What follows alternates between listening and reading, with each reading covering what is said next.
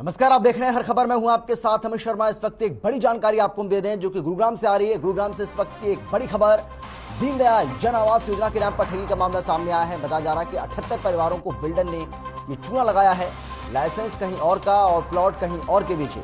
2019 में ये प्लॉट बेचे थे और अभी तक लोगों को पोजीशन भी नहीं मिला है। डीटीपी ने 7 दिन में बिल्डर से अब इस बाबत जवाब मांगा है और जवाब न देने पर कार्रवाई की बात कही है। ये बड़ी जानकारी आपको हम दे रहे हैं, इस वक्त की बड़ी खबर आपको हम बता रहे हैं। 78 परिवारों को बिल्डर की ओर से चूना लगाया गया है। लाइसेंस कहीं और का और प्लॉट कहीं और के बेच दिए गए। 2019 में बताया जा रहा है कि ये प्लॉट बेचे गए थे। तो गुरुग्राम से इस वक्त की ये बड़ी खबर आपको बता रहे हैं। साइबर सिटी में दीनदयाल जन आवास योजना के नाम पर ठगी का मामला सामने आया है, जहां पर 78 परिवारों को बिल्डर ने चूना लगाया। लाइसेंस कहीं और का और प्लॉट कहीं और बेच दिए गए। 2019 में ये सभी प्लॉट बेचे गए थे और अब कहा जा रहा है कि डीटीपी विभाग ने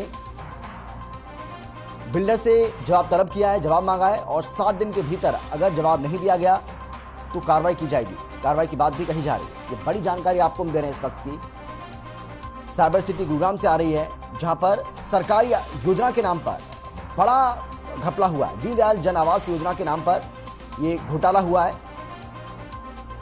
लाइसेंस कहीं और का है और प्लॉट कहीं और बेच दिए गए। 2019 में ये प्लॉट बेचे गए थे और बताया जा रहा है कि लोगों को अभी तक किसी तरह का कोई प्रदर्शन भी नहीं मिला, यानी कि उनको जो उनका मालिकाना हक है वो भी अभी तक नहीं मिला है।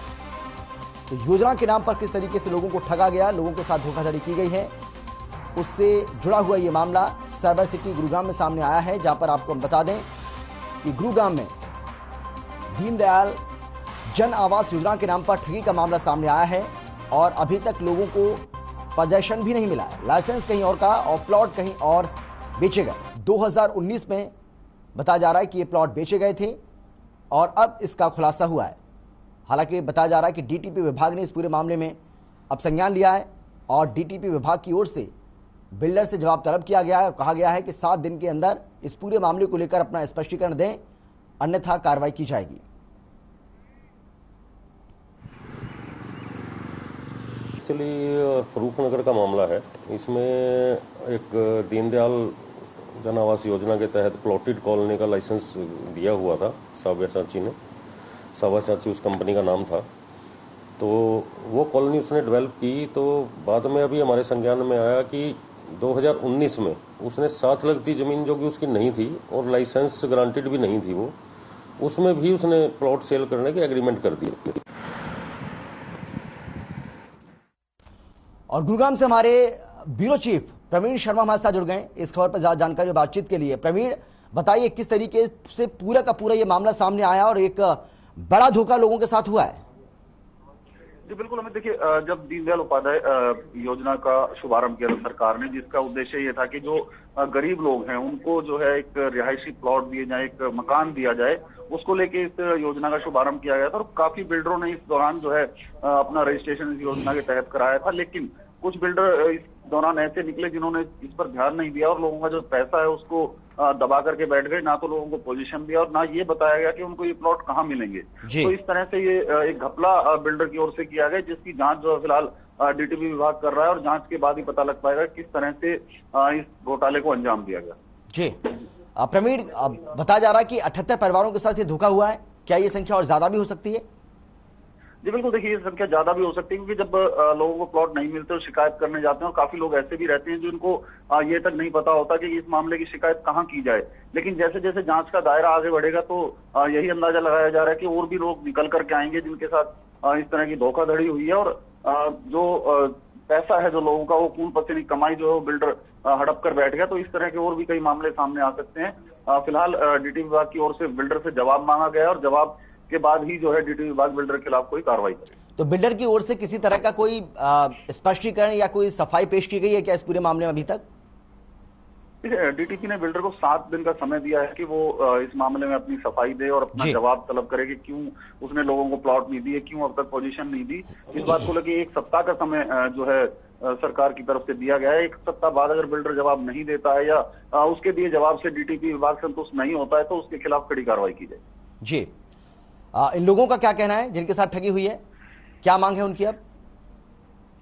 देखिए, उनकी यही मांग है कि उनकी खून पसीने की कमाई का पैसा है, उन्होंने पाई पाई जोड़ के जो है इस योजना में पैसा लगाया और उनको एक सपना था कि एक आशियाना मिले, वो किराए के घर को छोड़कर जो है एक अपने आशियाना में रहें। तो वो कहीं ना कहीं उनका धूमिल हुआ। उनका कहना है कि उनको ये आवास मिलना चाहिए ताकि वो अपना घर बसा सके, क्योंकि अधिकांश लोग इसमें ऐसे हैं जो गरीबी रेखा से नीचे आते हैं और उन्होंने अपना सब कुछ लुटाकर जो है इस योजना में पैसा लगाया। चलिए, बहुत धन्यवाद आपका प्रवीण इस तमाम जानकारी के लिए। तो ये थे हमारे साथ हमारे ब्यूरो चीफ प्रवीण शर्मा, जिन्होंने इस बारे में पूरी जानकारी दी है कि किस तरीके से 78 परिवारों के साथ बिल्डर ने ये धोखाधड़ी की है। हालांकि अब डीटीपी विभाग इस पूरे मामले की जांच कर रहा है और जांच के बाद ही दूध का दूध और पानी का पानी हो पाएगा। होडल से इस वक्त की एक बड़ी खबर आपको बता दें। होडल से बड़ी जानकारी आपको दे रहे हैं, जहां पर ट्रैक्टर ने स्कूटी को टक्कर मारी है और एक छात्रा की इसमें मौत हो गई, जबकि दूसरी की हालत गंभीर बताई जा रही है। बताया जा रहा है कि ये दोनों बहनें थीं और कॉलेज जा रही थी। गड़ी पट्टी होडल सड़क मार्ग की ये घटना बताई जा रही है। ये बड़ी जानकारी आपको हम दे रहे हैं। इस वक्त की एक दर्दनाक हादसा सामने आया है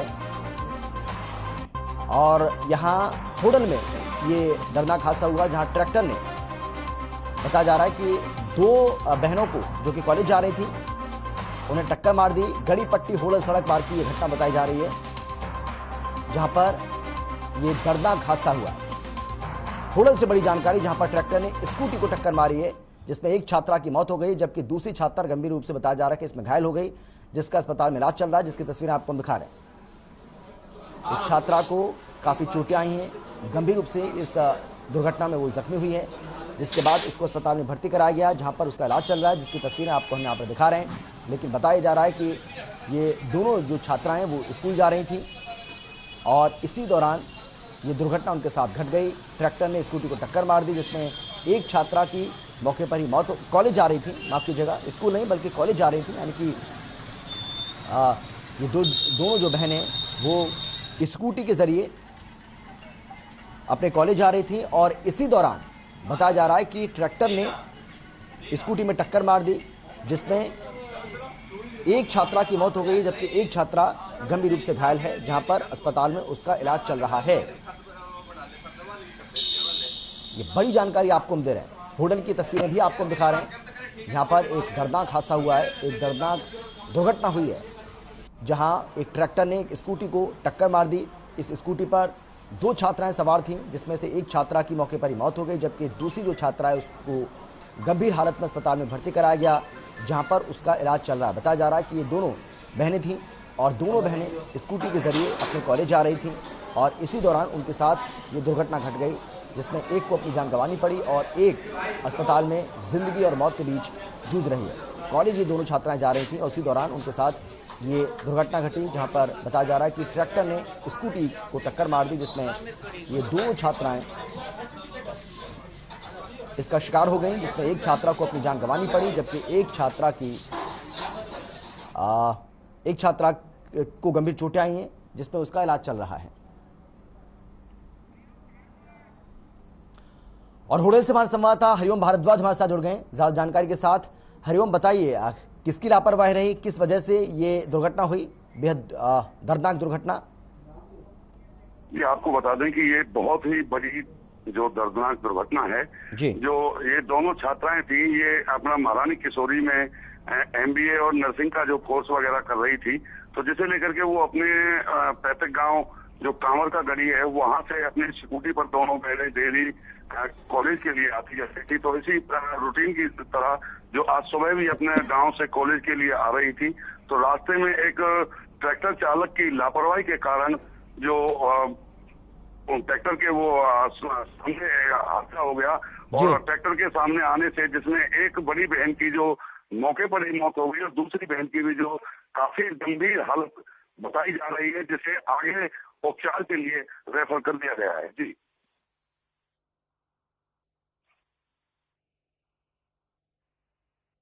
हेलो जी हरिओम, हम ये भी जानना चाहेंगे आपसे कि क्या इसमें जो ट्रैक्टर चालक है, क्या उसकी लापरवाही रही है, उसकी लापरवाही से हादसा हो गया? जी बिल्कुल, ट्रैक्टर चालक की लापरवाही इसमें बताई जा रही है, क्योंकि ट्रैक्टर चालक काफी तेजी से जो ट्रैक्टर को लेकर आ रहा था, तो जैसे ही दोनों बहनें स्कूटी पर जा रही थी कॉलेज के लिए, तो पीछे से जैसे ही उन्हें टक्कर मारी तो दोनों बहनें जो ट्रैक्टर के सामने आकर के गिर गई, जिन पर जो एक बहन के ऊपर से जो ट्रैक्टर गुजर गया, जिसकी मौके पर ही मौत हो गई थी, और बड़ी जो बहन है, जो छोटी बहन है, उसके भी सर में काफी गंभीर चोटें आई हैं। उसको भी जो उपचार के लिए आगे रेफर कर दिया गया है। तो ये एक बहुत ही बड़ा हादसा है, जिसमें मौके पर फिर लोगों ने ट्रैक्टर को तो कब्जे में लेकर के पुलिस के हवाले कर दिया है, लेकिन चालक अभी फरार बताया जा रहा है। पुलिस का मानना है कि जल्दी ही जो ट्रैक्टर चालक को भी इस मामले में गिरफ्तार कर लिया जाएगा। जी बिल्कुल। पुलिस की कार्रवाई कहां तक पहुंची है? जी बता दें आपको, पुलिस ने ट्रैक्टर को अपने कब्जे में ले लिया है और ट्रैक्टर चालक के खिलाफ जो लापरवाही का जो मामला दर्ज कर लिया गया है, वहीं जो एफआईआर तुरंत प्रभाव से एफआईआर कर दी गई है। और जो बड़ी लड़की जो बहन थी, जो मृतक थी, जो उसको जो पोस्टमार्टम करा करके परिजनों को सौंप दिया गया है और आगामी कार्रवाई में पुलिस फिलहाल जुटी हुई है। जी चलिए, बहुत धन्यवाद आपका हरिओम इस तमाम जानकारी के लिए। तो ये बेहद दर्दनाक हादसा हुआ है होडल में, जहां पर कॉलेज जा रही 2 छात्राओं को एक ट्रैक्टर ने अपना शिकार बनाया, जिसमें एक छात्रा की मौत हो गई और एक अस्पताल में जिंदगी और मौत के बीच जूझ रही है। और चलिए बात करेंगे रेवाड़ी की, जहां अवैध झुग्गियों पर प्रशासन ने बड़ी कार्रवाई की है। ये बड़ी जानकारी आपको हम दे रहे हैं। सरकारी जमीन पर बनाई गई थी ये झुग्गियां और अवैध माफिया बताया जा रहा है कि इसका किराया भी वसूल रहे थे।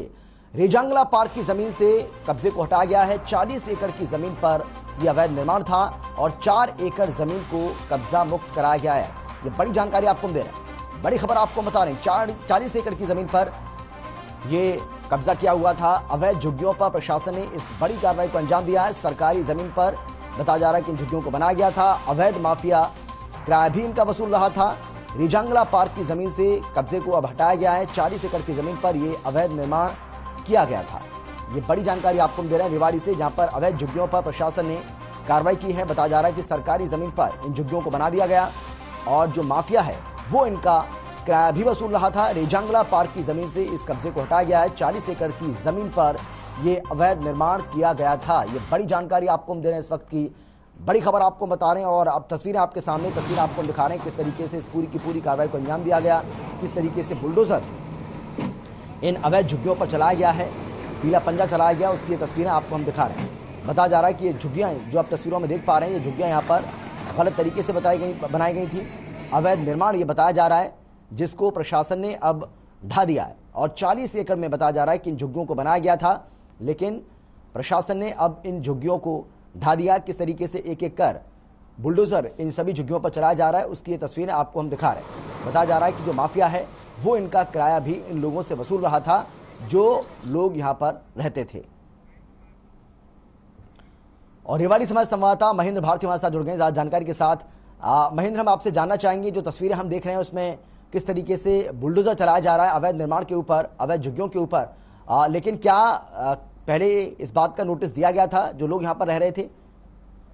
जी, मैं आपको बताना चाहूंगा कि ये जो अतिक्रमण किया गया पिछले काफी लंबे समय से किया गया है और प्रशासन इसी के बारे में जो जिन लोगों ने अतिक्रमण किया हुआ है या अवैध कब्जे किए हुए हैं उन्हें बार बार पर अवेयर किया जाता रहा, नोटिस दिया जाता रहा, लेकिन ये लोग जो है यहाँ से इस जमीन को खाली नहीं कर रहे थे। आपको बता दें कि जैसे बाईपास चौक के पास ये रेजांगला पार्क है, इस रेजांगला पार्क के अंदर ये जमीन आती है और इस जमीन पर लोगों ने कब्जा किया हुआ था, क्योंकि रेजांगला पार्क है उसको कुछ ही दूरी में बनाया गया है और बाकी जो जमीन थी वो खाली पड़ी हुई थी। इसी खाली जमीन का फायदा उठाते हुए किसी दबंग लोगों ने इस पर अवैध निर्माण कर दिया और कब्जा कर लिया, लेकिन बार बार नोटिस के बावजूद भी इन्हें खाली नहीं किया जा रहा था। आज और कल 2 दिन हो गए इस पर कार्रवाई जो हुड्डा डिपार्टमेंट की तरफ से की गई है और आज ये कार्रवाई करते हुए इन्होंने काफी दूरी में से कब्जे हटा दी गए, बाकी लोगों को निर्देश दिए गए हैं और इस तरह से कोई कब्जा किया है तो वो हटा ले, वरना उन पर बुलडोजर करना लाजमी है। जिस तरह से 2 दिन हो गए रेवाड़ी नगर परिषद द्वारा ये कार्रवाई की जा रही है, इसमें बुलडोजर चलाया जा रहा है, उसी के चलते हुए नगर परिषद के अधिकारी इसमें शामिल रहे और हुड्डा डिपार्टमेंट के जो ईओ थे वो भी इसमें शामिल रहे। उनके साफ साफ निर्देश और चेतावनी संदेश है लोगों लोगों को इस तरह के अवैध कब्जे ना करें, क्योंकि बाद में जाकर उनको बुलडोजर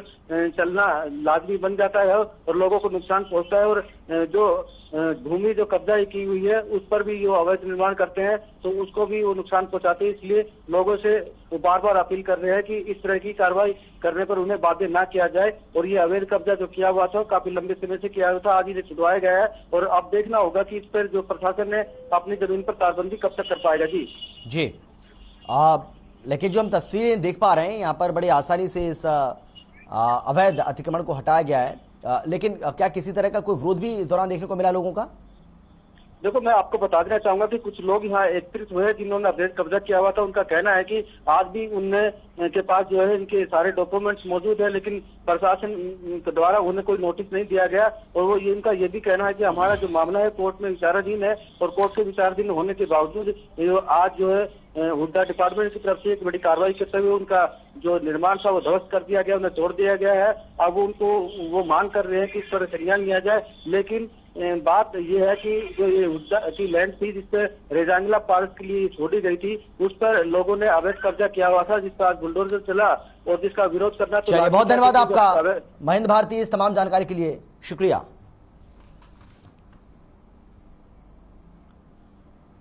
मुख्यमंत्री मनोहर लाल ने 25 जून 1975 इमरजेंसी लागू होने के दिन को याद किया है और ट्वीट कर लिखा कि 25 जून 1975 को भारत इतिहास के एक काले अध्याय का साक्षी बना जिसे कभी नहीं भुलाया जा सकता। साथ ही लिखा कि आपातकाल में लोकतांत्रिक व्यवस्थाओं, जनता और मीडिया का गला घोटकर प्रमुख लोगों को जेल में डाल दिया गया। एक रिपोर्ट आपको हम दिखाते हैं, देखिए।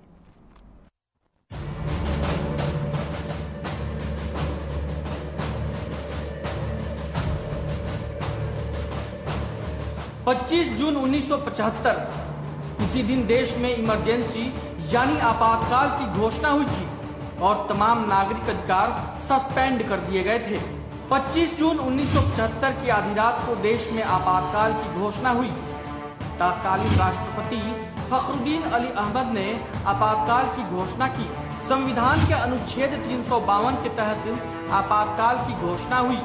आंतरिक अशांति के नाम पर देश में लगा था आपातकाल। इलाहाबाद हाईकोर्ट ने 1971 के लोकसभा चुनाव में इंदिरा गांधी की जीत को अमान्य घोषित कर दिया था। इंदिरा गांधी के इस्तीफे के लिए देश में बड़े पैमाने पर विरोध प्रदर्शन हो रहे थे। कहा जाता है कि इन्हीं विरोध प्रदर्शनों को दबाने के लिए तत्कालीन सरकार ने देश में इमरजेंसी की घोषणा कर दी थी। हालांकि इंदिरा गांधी सरकार ने पाकिस्तान के साथ हाल ही में खत्म हुए युद्ध को उजागर करते हुए राष्ट्रीय सुरक्षा के लिए खतरों का हवाला दिया। आपातकाल के दौर को लेकर कांग्रेस हमेशा विरोधी पार्टियों के निशाने पर रहती है। इसी को लेकर सीएम मनोहर लाल और केंद्रीय गृह मंत्री अमित शाह ने भी ट्वीट कर कांग्रेस पार्टी पर निशाना साधा है। मुख्यमंत्री मनोहर लाल ने ट्वीट में लिखा है कि 25 जून 1975 को भारत इतिहास के एक काले अध्याय का साक्षी बना जिसे कभी भुलाया नहीं जा सकता। साथ ही लिखा कि आपातकाल में लोकतांत्रिक व्यवस्थाओं, जनता और मीडिया का गला घोटकर प्रमुख लोगों को जेल में डाल दिया गया।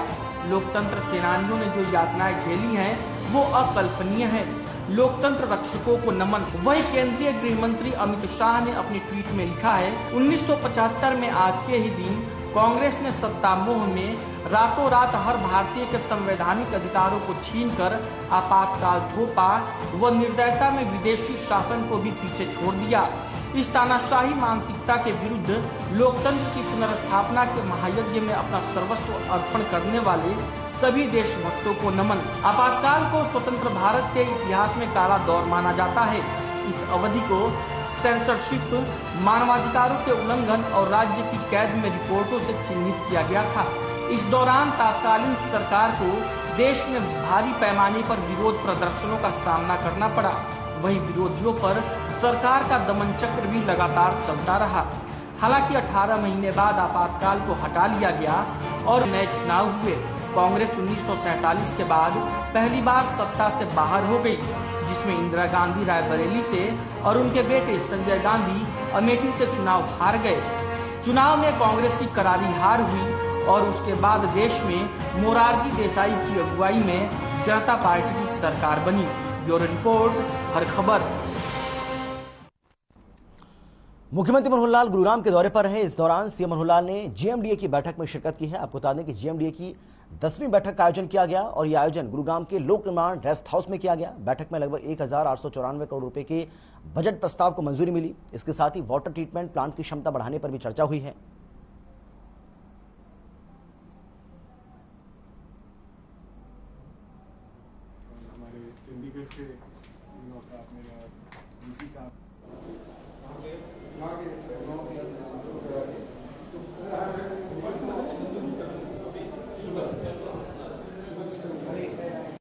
जीएमडीए की मीटिंग हुई है और ये 10वीं मीटिंग थी जीएमडीए की। इसमें जो 9वीं मीटिंग में कुल मिलाकर के जो एजेंडा था उसको सारे को एक्शन टेकन रिपोर्ट के नाते से दोहराया गया। लगभग 40 आइटम्स थी जो 9वीं मीटिंग की थी और आज भी जो एजेंडा था उसमें मुख्य रूप से एसपीआर जो यहाँ रोड है जिसका अपग्रेडेशन का विषय पहले भी चला था, आज उसके ऊपर का विचार करके और उसको वाटिका चौक तक, फरीदाबाद रोड से वाटिका चौक तक होते हुए NH48 तक वो सारा जो है उसका सुधार किया जाएगा और उसको अपग्रेड किया जाएगा। दूसरा जो हमारा ICCC है, जो सिटी का जो एक सर्वेलेंस सारा सिस्टम है जिसमें 1200 कैमरास तो पहले लगे हुए हैं, उसमें कुछ कैमरे और बढ़ाए जाएं और कुछ एरिया भी उसमें पटौदी तक खास करके जहाँ जहाँ आवश्यकता लगेगी पुलिस डिपार्टमेंट से बातचीत की गई ताकि उसके कंट्रोल से बहुत सी चीज़ें ठीक हो रही हैं, तो उसके विस्तार करने के नाते भी उसको प्रिंसिपली अप्रूव कर दिया है। 2722 सिटी कैमरास जो कुल मिलाकर के हो जाएंगे। मानेसर के कासन गांव की 1810 एकड़ जमीन के अधिग्रहण का मामला गरमाता जा रहा है। एक तरफ जहां ग्रामीण अधिग्रहण का विरोध कर रहे हैं, धरने पर बैठ गए, तो वहीं दूसरी तरफ इस जिद पर भी अड़ गए हैं कि किसी भी कीमत और किसी भी सूरत में जमीन पर अधिग्रहण नहीं होने दिया जाएगा। इस मामले पर मुख्यमंत्री मनोहर लाल का भी बयान सामने आया है। सीएम मनोहर लाल ने कहा है कि कोर्ट के आदेश पर ही ये कार्रवाई की जा रही है।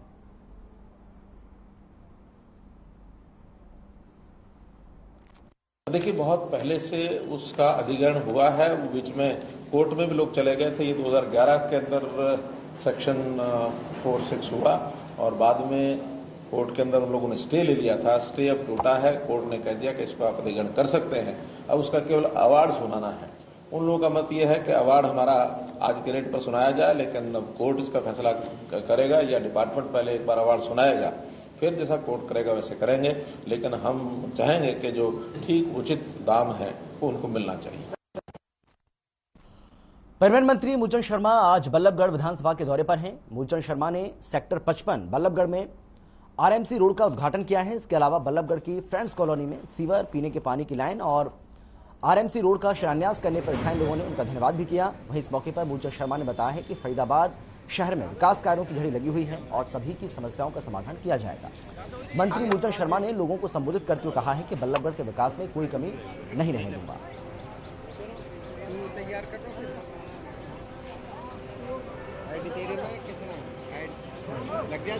कभी कोई धरने पर नहीं बैठा और फरीदाबाद में विकास की जो गति है तेजी के साथ है।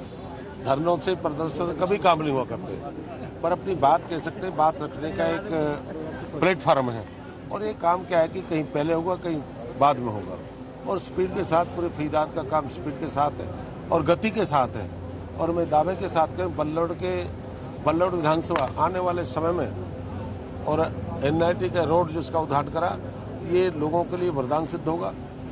अपने JCB से बढ़ेंगे, जो हाईवे के जाने गुड़गांव जाना, यहाँ से निकलेंगे। मूलचंद शर्मा जी कैबिनेट मंत्री और हमारे स्थानीय विधायक नीरज शर्मा जी, और हम सभी को धन्यवाद करते हैं जो हमारी 55 सेक्टर की जनता को, इसके अलावा और भी NIT 86 की जनता का सभी का रास्ता है, जिससे हमारी इंडस्ट्री का भी आना जाना है, आदान प्रदान यहीं से होता है। इनका हम बहुत बहुत धन्यवाद करते हैं और ऐसे ही काम होते रहे हमारे 55 सेक्टर में, तो हमारी जनता को भी शुक्र है और हमारे NIT 86 की सभी जनता के लिए। और सब चरखी दादरी पुलिस की ओर से साइबर अपराध पर अंकुश लगाने के उद्देश्य से साइबर थाने का उद्घाटन किया गया। चरखी दादरी पुलिस अधीक्षक दीपक गहलावत ने रिबन काट कर शुभारंभ किया। पुलिस अधीक्षक दीपक गहलावत ने थाना परिसर का औचक निरीक्षण भी किया है और कर्मचारियों को उचित दिशा निर्देश भी जारी किए हैं। इस मौके पर पुलिस अधीक्षक दीपक गहलावत ने बताया है कि जिले में साइबर अपराध पर अंकुश लगाने के लिए पुलिस विभाग की ओर से समय समय पर लोगों को जागरूक करने के लिए जागरूकता अभियान और कैंप का आयोजन किया जाता है ताकि लोगों को साइबर अपराध के बारे में जागरूक किया जा सके। वहीं पुलिस अधीक्षक दीपक गहलावत ने बताया है कि सरकार की ओर से सभी जिलों में साइबर थाने बनाए जाने के निर्देश भी दिए गए। अब जिले के नागरिक किसी भी प्रकार की साइबर अपराध की शिकायत दर्ज करा सकते हैं। पुलिस अधीक्षक दीपक गहलावत ने लोगों से अपील भी की है और कहा है कि साइबर अपराध को रोकने में पुलिस प्रशासन का सहयोग करें, सोशल अकाउंट के पासवर्ड किसी के साथ साझा ना करें।